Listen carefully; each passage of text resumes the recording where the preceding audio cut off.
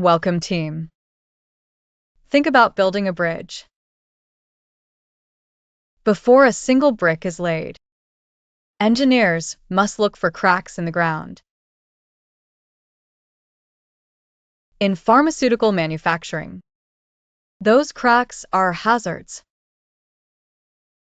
The EMA expects every one of us, from warehouse to executive suite,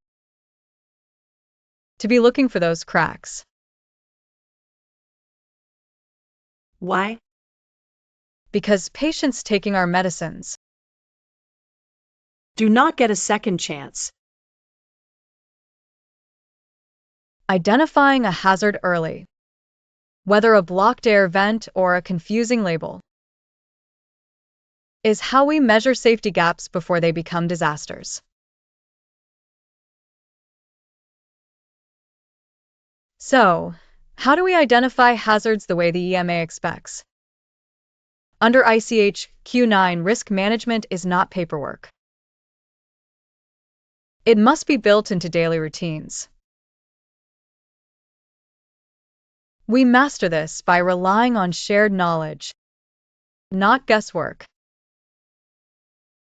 If you are cleaning a room and see water pooling where it should not, that is a contamination hazard. The EMA expects a speak-up culture. You do not need a complex risk assessment. You just need to raise your hand and say this does not look right. By identifying hazards based on facts and daily observations, you trigger the systems that keep our medicines pure.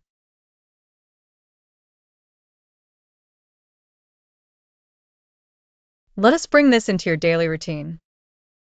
The EMA wants proof our quality system is alive and that we maintain high standards proactively. Your takeaway today is clear. Hazard profiling belongs to you, not just the QA department.